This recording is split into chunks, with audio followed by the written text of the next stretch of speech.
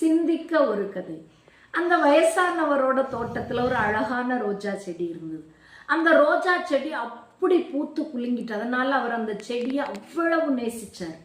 ஆனா திடீர்னு அந்த ரோஜா செடி பூக்கிறதையே நிறுத்திட்டு, ஏன் அவருக்கு காரணம் தெரியல. அந்த ரோஜா செடி மேல அவர் வச்சிருந்த அன்பின் மிகுதியால அவர் என்ன செய்யறாரு, அந்த செடியை இன்னும் கவனமா பராமரிக்க ஆரம்பிக்கிறார். ஆனாலும் அந்த செடி பூக்கிறதாவே இல்லை. வாரங்கள் கடந்து போது, மாதங்கள் கடந்து போது, அது பூக்கிறதையே நிறுத்திட்டு.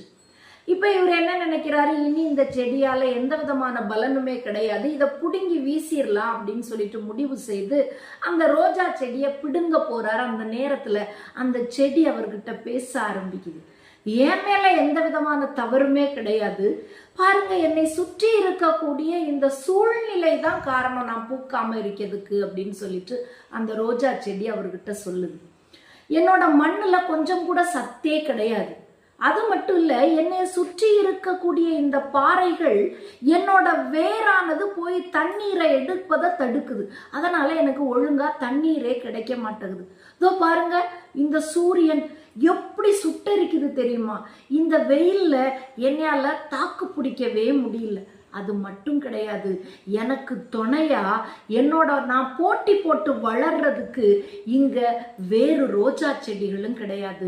இந்த சூழ்நிலையில நான் எப்படி பூத்து குலுங்க முடியும் அப்படின்னு சொல்லிட்டு கேக்குது. உடனே அடுத்த நாளே அந்த பெரியவர் என்ன செய்யறாரு, சத்தான உரங்களை போட்டு அந்த மண்ணை வளமாக்குறாரு. அடுத்து என்ன செய்யறாரு, சூரிய ஒளி படாமல் தடுப்பதற்கு ஒரு தடுப்பு ஒன்றை அமைக்கின்றார். அங்கு அடுத்த அழகுக்காக அதை சுற்றி வைத்திருந்த பாறைகளை எல்லாம் அப்புறப்படுத்துகின்றார். அது மட்டும் இல்ல, இப்போ அந்த ரோஜா செடிக்கு துணையாக அது போட்டியிட்டு வளர்வதற்காக அதை சுற்றி ஏராளமான செடிகளை நட்டு வைக்கின்றார்.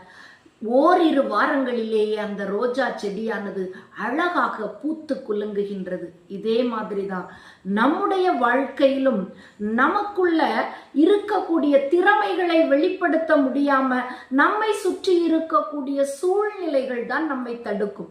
எந்த சூழ்நிலை நம்மை தடுக்கின்றது, எந்த இடத்தில் நாம் போட்டியிட்டால் நம்மை சிறந்த ஒருவனாக அடையாளப்படுத்தி கொள்ளலாம் அப்படின்னு சொல்லிட்டு நம்மையே நாம் சோதித்து அறிந்து கொண்டோம் அப்படின்னு சொன்னா நாமும் இங்கு ஒரு வெற்றியாளராக மாறலாம்.